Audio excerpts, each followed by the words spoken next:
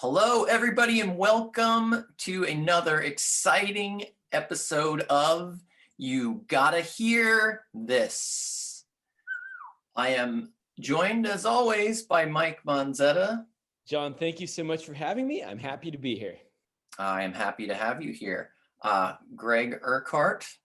Hello, and I think Pringles potato chips are the only chip that anyone should ever care about. Wow. Hard Bold stance. statement. Do you have a sponsorship that we don't know about? I'm pushing for it. Okay. We've got Joe Boynton. I strongly disagree with Greg's statement. I think the Cape Cod chips are far superior. No question. No argument here. Greg, you're outvoted. That is, yeah, I think that makes a lot of sense, Joe. And we have a very special pair of guests. We have Lizzie and Matt from the band Fairview here with us. Hey Hello. guys, thanks for having us. Excited to Thanks be for on being here. Absolutely. Thank you so much for being here. Yeah, this is exciting. This is the first time we've had a guest on our show who's not someone we've been friends with for like 20 years. Yeah. So, Oh, wow. yes, Well, we're saying that you- now. Yeah. We're saying that now. Maybe 20 years from now, you guys will have been friends for that amount of time. Yeah. Yeah, There you Hopefully. go. for sure. I don't know. Hopefully. Well, thank you for being here. Yeah, this is we're forging into new territory, which is exciting. Very exciting. Happy to be here and to hear the great debate about Pringles and Cape Cod. It's off to a great start. Do you guys have He a only favorite- picked Cape Cod because he's from the Boston, Massachusetts area, so he's got like a tie-in there. Pringles No. are the American chip. do you guys have a favorite potato chip? I would say we probably do Cape Cod more than Pringles as of lately. We do. We're big like tortilla chip people, like salsa and tortilla chips. Like that's Oh, probably yeah. our go-to, Yeah. but that doesn't fall under the potato chip category. We so. love a good chips and salsa, We chips do. and guac kind of Mhm. thing, you know. Can't go wrong with that. And where are you guys located? You're in Chicago? We are in Siberia, is what it's called right now, because it's 0 degrees. It feels like -8, and there's like a foot of snow outside. Gross. Wow. Yeah. So have you just been stuck indoors for the last few days or week or Oh. something? Yeah, it's been Pretty crazy. much. And the next week is supposed to be like super cold, and then hopefully it'll start getting warmer. The thing with Chicago is like every summer you're like, oh, this is why we live here, and then every winter you're like, why do we live here? And it just that cycle just repeats itself every year. So Yeah. we're Yeah. currently in the second phase of that. Yeah, I've talked to a lot of people from Chicago and been there a lot through the years. And one thing people say is that once it gets even a little bit warm out, everybody comes to life and the whole city is like reborn, and it's that it's an amazing experience. I do also appreciate though that at least a lot of people that I know in Chicago, there is a commitment to going out to bars even when it's 0 degrees and snowing. And I guess if you're in the city, like people will be walking to bars like in any weather, no matter what. For sure. Yep, they go out no matter what's going on outside. Yeah, I appreciate that commitment to I went drinking. to Chicago in 2013 for the Riot Fest that John played. Hmm. And I think I experienced 4 seasons in 3 days. Oh, totally. I believe it. Yeah. That'll happen. It was awful. It was, Yeah, that's like crazy. the first 2 days were great. It was beautiful. Landed. It was like 70 and sunny. Then the last day of Riot Fest was like 45 degrees and just pissing rain. It was. It's awful. insane, man. It's crazy. And when it starts to get cold, like from 70 degrees, like 40 feels really cold, and then 30 feels cold, and 10 and -5. Mm. And then when you're on the way out, when it hits like 40 degrees, everybody's like throwing their jackets off, going out in Shorts, shorts. yeah. I mean, it's like Yeah, We're it's like confused. amazing. Yeah. yeah. Relatively speaking, 40 is beautiful. Yeah, for sure. So we'll get into a bit about your band. So I've read up a bit. It sounded like you started around 2011. Is that correct? Yeah, we started in high school together, just like playing covers in our friends' basements and stuff. You know how a lot of people start going. And then Lizzie and I both started writing songs, and we started dating in high school around like 2011. And that's kind of when the band was born. Very nice. Very cool. And you put out, so I think there's an EP that you have that it's not on Spotify, it seems like, right? There's something. It is before- on Spotify. EP we put out in what, 2018? 18? Yeah. 18, yeah. And then since then we've just been putting out like singles every couple months. So we just put out a new music video for our song called Loving You Hurts, which is the new one. Nice. That Very looks like a nice. fun one to make. Yeah, it was. It was very fun to make. Yeah, we actually made it right before like the whole lockdown thing happened. So we had, plans to put it out early 2020. We made it in January of 2020. Wow. And we keep like talking about how crazy it is. The theme of the video was just us two in an apartment, like in different situations, and like how current that aged very well. Had we made a music Absolutely. video where we were like in public, in crowds, like it would have been tossed away. But yeah, so it was very fun to make. We made it pre-pandemic, Wow. but it ended up like kind of the perfect theme of just us two locked in a house together. Yeah. I actually thought for sure that it had been made during the pandemic. Yeah. Yeah, That's great news. Yeah, that's a good take. Wow. Where okay, did that's you cool. film all the outdoor stuff with all the powder and? That stuff was all in Malibu. I forget what the mountain was called, but we walked up this super steep mountain. Lizzie was like in high heels and Yeah. we had a guitar and stuff, but we got up there and filmed right at like golden hour sunset in LA or in Malibu. And yeah, we did all the powder and the smoke and stuff. And we were very careful not to set off like a fire in Yeah. Malibu or something with the smoke bombs. Like the producer was kind of nervous about the smoke bombs and stuff, but it all worked out. We didn't start any wildfires. That's good. That's always a plus if you can walk Always. away from a video shoot Always a without starting a plus. wildfire. Yeah, that's a success. That's what I always say. A nice low bar for us. Yeah. Set the bar low. All right, so that's cool. So the 2018 one is an EP that I actually thought it was. I thought that might be a full length, so I was mistaken about that. Yeah, that's- it's it's got so many hits that it feels like a full length. Right. Okay. We are working on a full length for to put out this year, but there's just no rush because of how the world is right now. There's no touring or anything, so we're working on it slowly but surely, and we'll put it out when it feels kind of right. Did you have any tour plans that got kind of crushed because of COVID, or? We were submitting for a bunch of tours at the time. We had just filmed the video, and we had a couple headlining shows we had to cancel. But other than that, it was like spring. We were starting to submit for a bunch of summer tours, that were happening and stuff. So not so much, but it just feels weird to not have like been on stage in a year and, traveling and playing songs and seeing fans and having all Yeah. those interactions that make it, make playing music what it is. Yeah, it's Right. been a weird, like, reflective time of like, yeah, you could write, but it almost like the first few months of that quarantine was like, what did we write about? Like nothing's current anymore. Everything kind of changed and shifted, and a lot of things for the better. I think like a lot of people have better self-reflection of like what's actually important, but it was definitely a weird time to be, especially a musician, I think, and you guys probably can relate to that. But Yeah, for sure. I know Yeah. I toured for about 8 years, and when my band broke up, I remember like a few months after, my brain was in this mode of like, all right, I'm gonna go out again, I'm gonna go, and then you don't. You're so used to just like being home for maybe a month or 2 months at max, and then going again, and that's such like a weird adjustment to like not do that anymore. So I assume it kind of like that for you guys. Yeah, for totally. sure. Yeah, the first couple months of like 2020, January, February, we were like traveling a lot and going, to film the music video, going into the studio and stuff.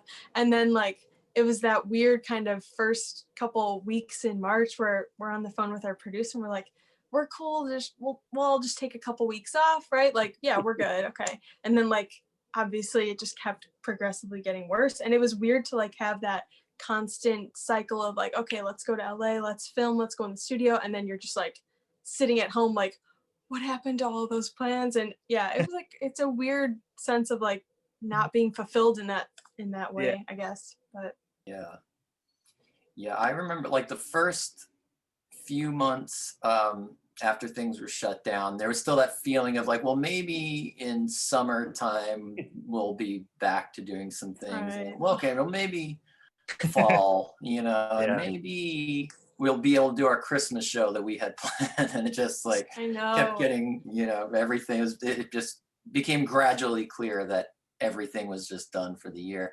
And then too, like I feel like the first few months were like, you would think you have all this downtime, when then you can like spend time writing or like working on music. And at least, yeah, I felt for me, it took me like 4 months to actually just get into the right headspace to work on music. I guess it was such a weird thing where, yeah, you'd think you have all this time and you're going to do it, but then whatever it is, I don't know, the weird feelings or just adjusting to the new realities. And yeah, it's just like there was no productivity for me for a while.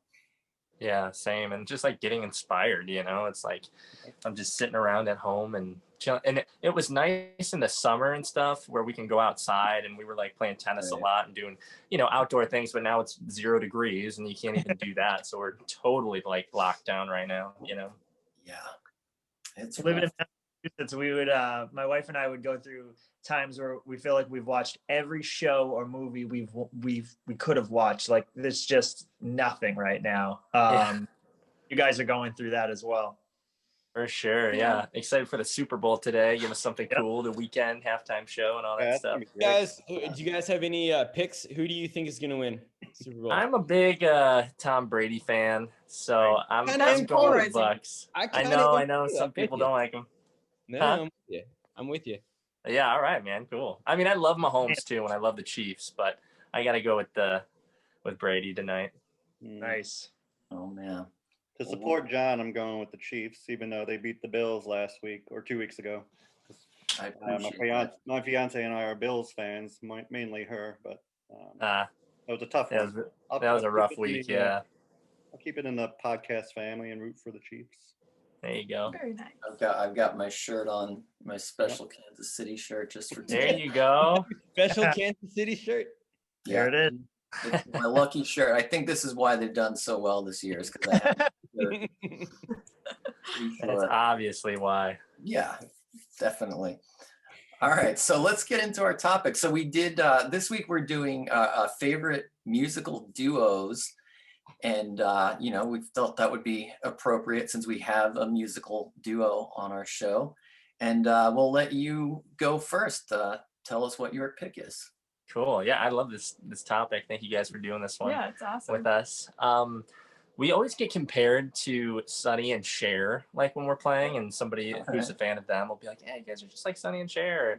You know, I know Fleetwood Mac's not really a duo, but we get that a lot too. But our favorite duo would probably be like Simon and Garfunkel for me. That's Yeah. probably my Agree. favorite. Those dudes. I mean, Paul Simon's written so many good songs, and all his guitar parts and the harmonies that they would do. Their harmonies were so unique because they wouldn't just follow like, you know, regular thirds all over the place or octaves or Mhm. whatever. They'd go in and out, and they do so many different things with the melodies, and their songs are just timeless, you know. And I think that like from a live show perspective, like we obviously grew up going to a lot of concerts, but a lot of the concerts we would go to are like full bands or like one pop star, right? So like seeing old footage of, and we've watched their concerts like in Central Park and stuff so many times, but just seeing like that footage of like just two guys playing with a guitar like on stage, even if there's people behind them, it's like the focus is them. And so that's kind of shaped a lot of like our live show and like how we try to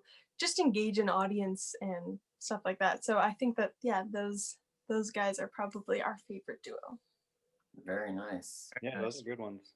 So I was not supposed to go next, but now I feel like I maybe have to because I have the same pick. This Ah, nice, dude. Got some good taste on this pod. Yes, that's right. And I don't think I have a whole lot more to add to it. But I since they were my pick, I was trying to find some interesting, just like little bits of information about them, because you know I feel like most people are familiar enough with them that you don't need to talk up why they're, you know, like who they are and explain anything. So one thing that I found out in looking them up is that their first album that they put out didn't really do much when it was released, and they kind of went their separate ways for a little while. And their producer decided to take the song Sound of Silence, which was on their first album, and brought in a bunch of studio musicians to make a version like with a full band basically. But he did it without Simon and Garfunkel knowing about it or approving of it. Oh man. Yeah. So can you imagine that? So a producer goes and like brings a whole bunch of studio musicians, rearranges your song, and then plays it for you. And I think like most musicians would feel, Paul Simon was not happy about it at all. Oh. Yeah, I don't think I can't really picture many people being happy about that. Depending on the day that you asked me, The Boxer is one of my favorite songs of all time. Can't really beat that song. So I would ask our guests, what are your favorite Simon and Garfunkel songs? I mean, The Boxer's a great one. We were listening to that in the car last night. I would say, I know it's like Sound of Silence is like I remember like driving in the car with my dad listening to that song. So I feel like in our generation, like those songs instantly like hit a chord of nostalgia, and like that song specifically, like that was one of his favorite songs. So I grew up being like, oh, this is one of my dad's favorite songs. And I always thought that was cool. And then like coming to be part of a duo, like it kind of takes me back to those harmonies, those instrumentation. So I know it's a basic answer, but that's probably my favorite. Mine would probably be America, which is just like, I feel like such a great song. Yeah, such a good storytelling song, like The Boxer, you know, but like as somebody aspiring to be in a band and tour and do all that stuff, like that song just hit home for me, and the guitar walk downs and stuff are super cool. So that's probably my favorite. That's a great one. So wait, there's a final piece to that story though that I didn't get to add, is that version that the producer recorded, they sent that out to the radio stations and it became a huge hit, and it was what got them back together to work on music again and make another album. And it seems possible that if that hadn't happened, they might have put out that one album and nothing really went anywhere, and they would have gone their separate ways, maybe. Crazy. Unbelievable. And I love that story, John. I remember hearing in an interview them talk about that, and they said they were like out driving one night doing something, I don't know, but their song came on the radio, and they didn't know that it was going to radio because I think they had sent it out, and they're like, whoa, these guys are probably like loving life right now. Like they didn't know that they were going to be on the radio, and then all of a sudden they're on the radio. I mean, that's just insane. It just doesn't happen like that anymore, you know? Yeah. Wow. It's awesome. I do have a lot of their vinyl, so I always like to listen to them on those random days where it's just me and Nicole in the house, like it has been the past year. Yeah, I think Simon and Garfunkel's greatest hits, and this was the album that came out like in the early 80s, is one of the greatest albums of all time.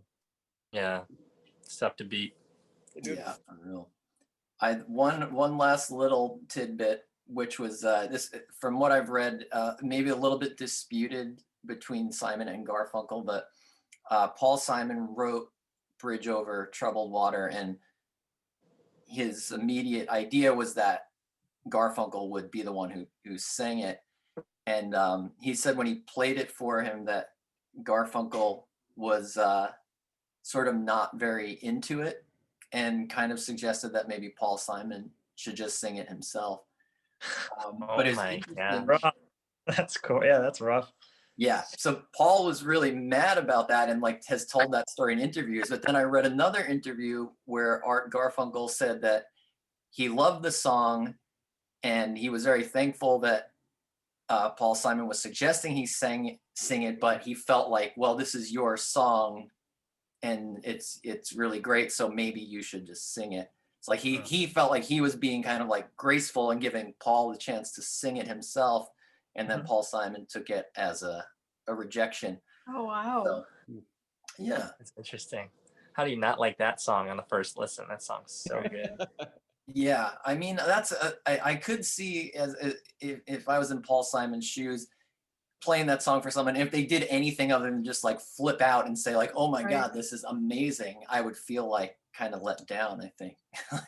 I Yeah. also feel like part of the reason of like that kind of, obviously they had crazy success, and it's like moves like that, like he wrote a song that's amazing, and instead of being like, I want to sing this one, he's like, this is for you to sing. And I think that those kinds of moves are so cool, and it's like such a selfless thing, Yeah. and that's like why they got that kind of success, is like moves like that of like this incredible masterpiece, and it's like it's meant for your voice. I think that's cool. I've got a question for John and for Joe. I'm clearly not a musician or a songwriter, but have either of you ever written a song that you thought nailed it and you presented it to the band and they're like, I don't know if I'm feeling it? Album, after our album Keep It to Yourself, we had basically a sequel to that, and I wrote all like the saddest songs I could possibly come up with that I was feeling at the time. And then we had a member change, we had a studio change, there was just a lot of change going on in the band, and we pretty much canceled the whole album but took pieces of it and then created our album, the album Listen and Forgive, from that. So, and I still have a lot of those songs somewhere in my Google Drive. But yeah, I had a whole album I was working on that didn't end up actually coming together. Almost left the band over it, but stuck it out, and then we put out what was our most successful album. Wow. So wait, so they were just like, no, we're not gonna do these songs. These Yeah. songs are horrible. This album that you've recorded is awful. No. So it was lyrics I put a lot into, and then there were guitar demos for all of the songs that Tim and I worked on, and then pretty much the whole thing got shut down. Well, most of it, and then I had to kind of Frankenstein from those pieces of the songs to create Listen and Forgive. So it was Tim presented it to the band, and then everyone on board was like, no, we want to go in this direction. And then Tim changed to that, opened up to that idea pretty quickly, and then I was the last to jump on board. Okay. That's pretty rough though. Mhm. That's very rough. Do you ever have a song like that with Taking Back Sunday, or like a concept that you just I feel- think that generally I'm self-aware enough to know like when I've really got something that's really good, and when something might be maybe good or maybe not. So I've been lucky enough that I think anytime I really like had that feeling like, oh, I nailed this one, I've always gotten a pretty good response. I think the worst that'll happen is something like I was saying with like the Paul Simon thing, is you're looking for someone to do like backflips and like freak out and be like, oh my God, this is amazing. And instead they're like, oh yeah, it's pretty good. And you're like, what? Pretty good. And then I've had other ones where I'm like, maybe like not 100%, but I'm like, this is I think this is good. And then I'll play it, and that's when I've had the just no. No. And that's also when you kind of have, if you're going to be in a band, you have to kind of learn to be like, okay, all right, fair enough. I'll go back to the drawing board and try to think of something better. The song that comes to mind when you said that was with Death Cab for Cutie. The Sound of Settling, I believe, was that song for him, where Ben Gibbard didn't even want it on the album, and the rest of it, absolutely, let's do it. Just trust me on this. And then that song ended up being a huge success for him. Wow. Because of the ba ba part, that ba ba ba ba, it's just kind of, Thought it was cheesy or something. yeah, I thought it was kind of silly, and he's probably eventually going to put some words there, maybe, or I don't know.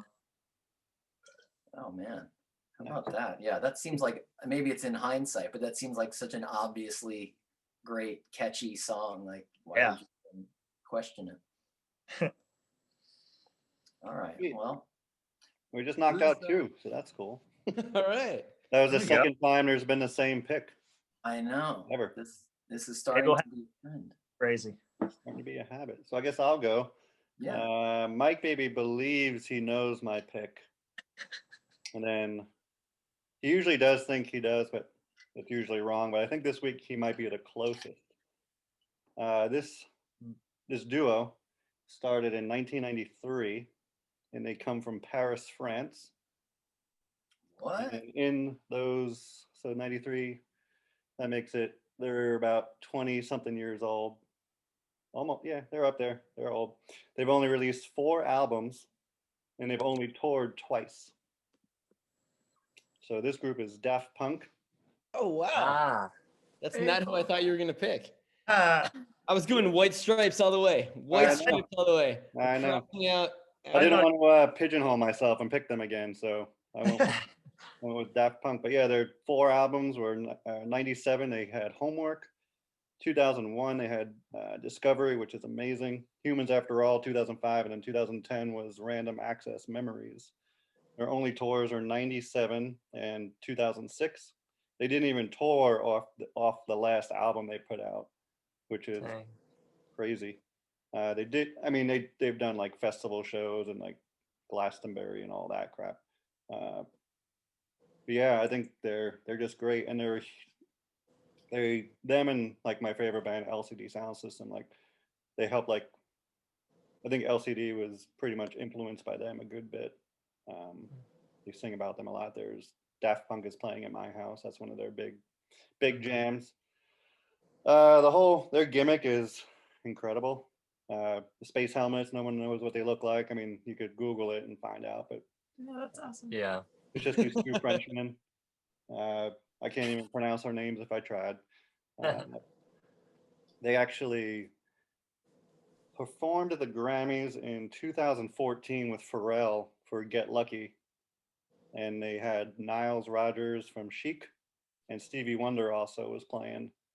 And pretty much for the past like 10 years, I feel like the best live performance of any song was Tom Petty, the guy from ELO, Prince doing While My Guitar Gently Weeps at the Hard Rock Hall of Fame in 04. But I'm pretty sure that this one tops that for me, because you've got like Stevie Wonder just going nuts on the piano, and he's just untouchable. And Daft Punk's in the booth doing their thing. Pharrell, I mean, I don't have a feeling towards Pharrell, but he does a great job. And like Niles Rodgers playing the guitar is just incredible. And that whole performance they had the whole entire Grammys just on their feet. I have not seen them live, and that's probably the only band that I would pay a significant amount of money to go see. Have they still played festivals like up until recently, or have they been like No. just on hiatus? I don't even think I don't think they did a festival for their last album. I want to say they did Lollapalooza. Might have been like one of their last ones, but I'm not sure what year that was. Okay. But yeah, I just think they're great. I mean, it's definitely different music. I mean, it's that whole synthy kind of electronic sound. I mean, Mike's favorite movie, Tron. Yeah, I was just gonna say Daft Punk did the soundtrack for Tron 2.0, and Right. that was the only movie that I've ever called in sick to work to go watch. And they've done like a lot of guest stuff. Like Kanye West has sampled their stuff for Stronger. They've done work with The Weeknd, which is awesome. So they put themselves out there, but they're just very particular on what they do. And I don't think at this point like they need to. Yeah. The Tron 2.0 soundtrack is so good.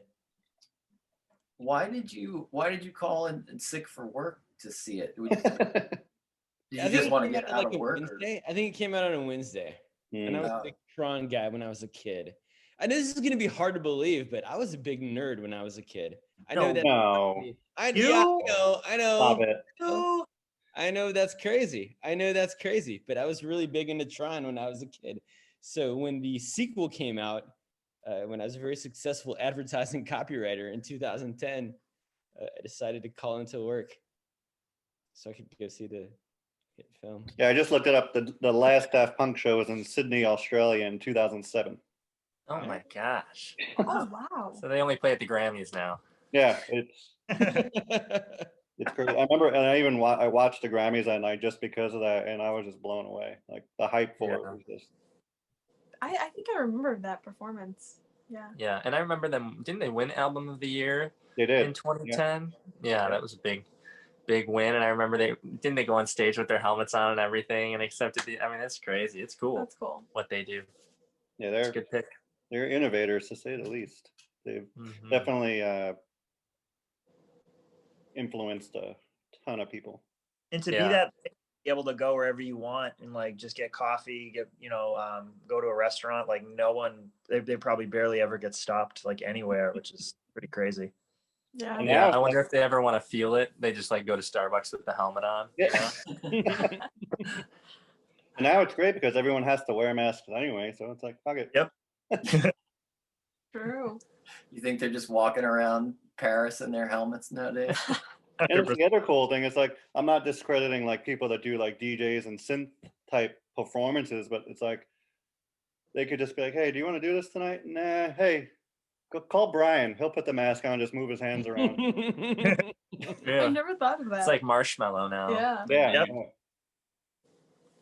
So So I not, have a not that I'm live sure they album. can do that, but Wait, go ahead. What was that? I have What? a live album of theirs, which I don't know when they put that out, but I really got into Discovery when that came out, and I don't really know much of their other albums, but then I think when I saw like that they were putting a live album, I was like, well, what are they gonna do? Like, because I just figured they're kind of like hitting play on their album, on their CD basically or something, Right. and they're just listening to a recording. But they did all kinds of like basically like things of like mashing up their own songs with each other, and like kind of a combination of 3 songs without stopping, and like rearranging things, and it was really interesting. It was a cool thing to see how you could make an interesting live performance out of something that's not a live band. and I know on their last one, Julian Casablancas was on a song, which was amazing. Oh, man. Cage the Elephant actually covered that song, which is really, really good. But yeah, that's my pick. Great pick. Those That's a Frenchmen good one. with the helmets. Yep. Very nice. All right, Mike, are you up? Absolutely. My pick for best duo is a duo called Angus and Julia Stone from Australia. And I feel like I've already said everything I can say about them in our favorite female vocalist episode. But I think it would be remiss if I wasn't saying that they were my favorite duo of all time, because they are fantastic. And so I know I've already said everything I possibly say about them in our favorite female vocalist episode, but I went back and I listened to them in preparation for this episode, because they're like so much my favorite duo. And I'm just looking at my notes. I want to make sure I hit every point, but they have an album that came out in 2010 called Down the Way, which won 5 Australian Recording Industry Association awards: Album of the Year, Best Adult Alternative Album, Best Cover Art, Producer of the Year, and Single of the Year, which was Best Jet Plane. But this album has 2 of my favorite songs of all time. And in the last episode, when I was talking about them, I got into a very convoluted scoring system about why I love this band that involved a popular arcade game, Track and Field 2. But I'm not going to get back into this. But they have, thank you. But Angus and Julia Stone, it's so hard to summarize. I feel like we listen to songs and we always kind of have like this is our favorite song now. And then a few years will go by and we're like, this is our favorite song now. And like, this is our favorite song. But we always have a top 3 favorite songs of all time that never change with the times, that are always our top 3 favorite songs through decades and decades and decades. And Angus and Julia Stone has 2 songs that are in my top favorite songs of all time that will never, ever, ever, ever change. And those are Goodbye, Santa Monica Dream, and Yellow Brick Road. So just for that alone, Angus and Julia Stone is my favorite duo of all time. Awesome.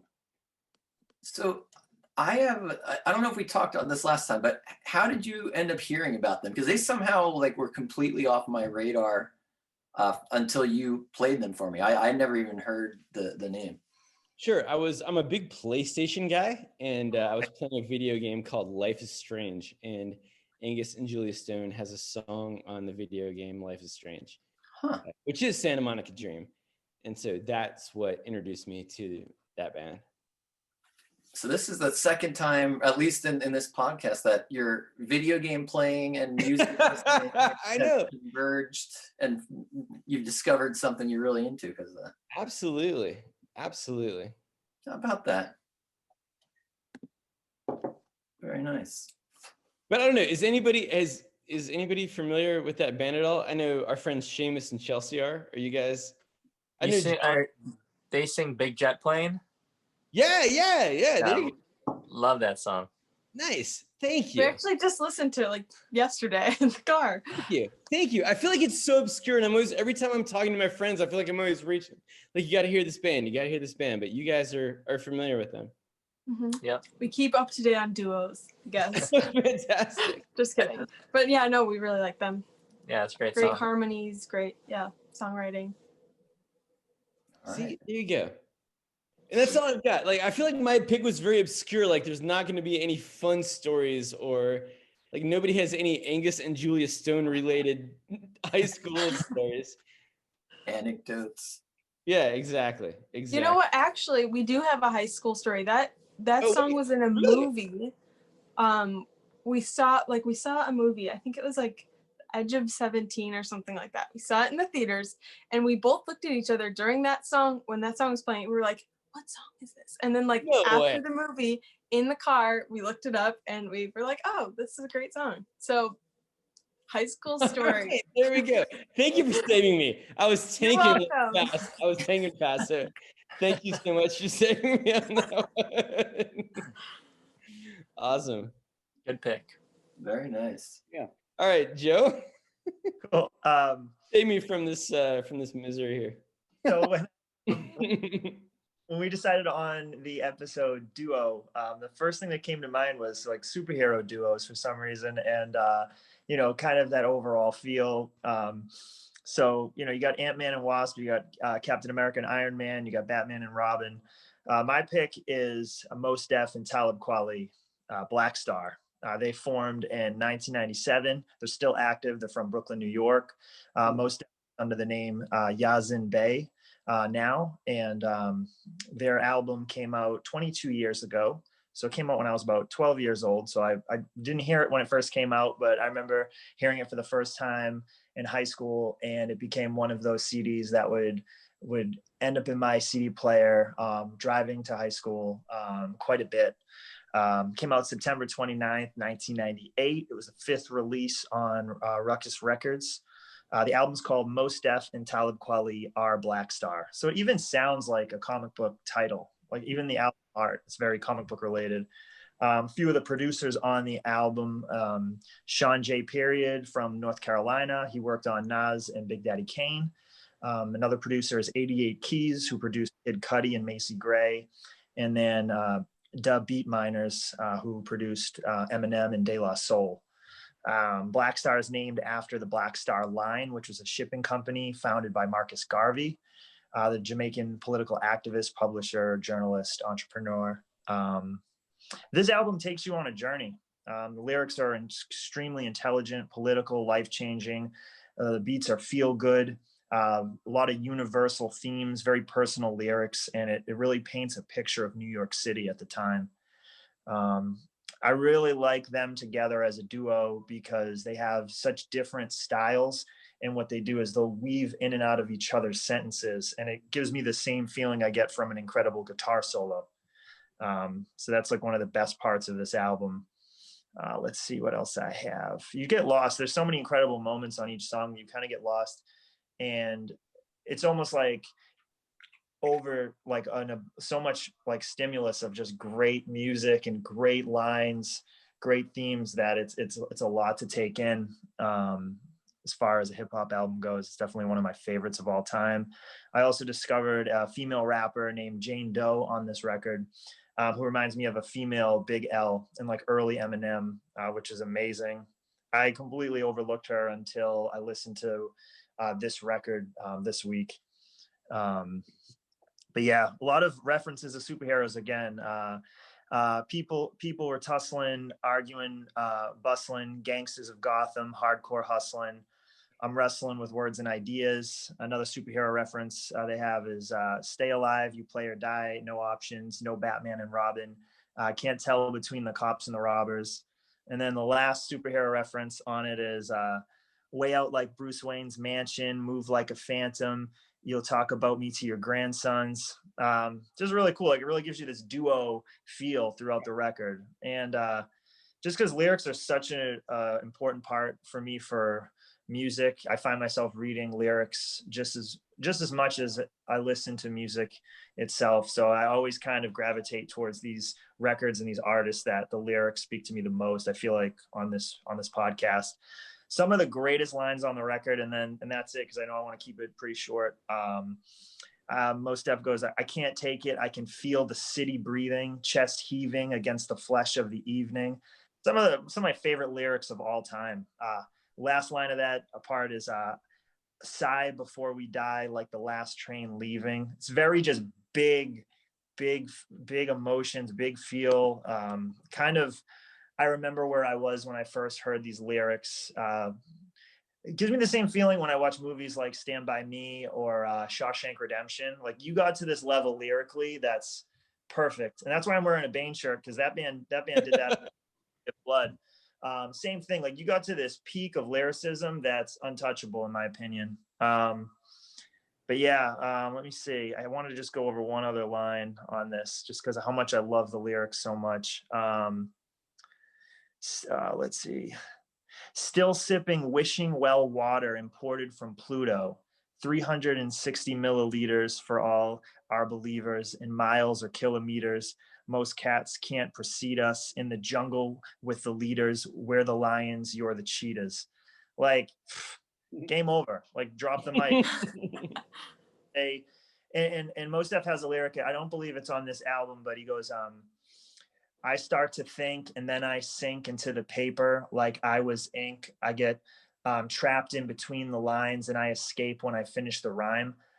I can't relate to that more. Anyone who writes lyrics and music, you have to relate to that. It's just so beautiful, and you can just really picture why, this person decided to have music a part of their life and what it means to them. It's like this big puzzle in front of them that they have to complete, and they go crazy until that lyric or that song is finished. So I can't, if you can find me one musician that can't relate to that, I'd be surprised.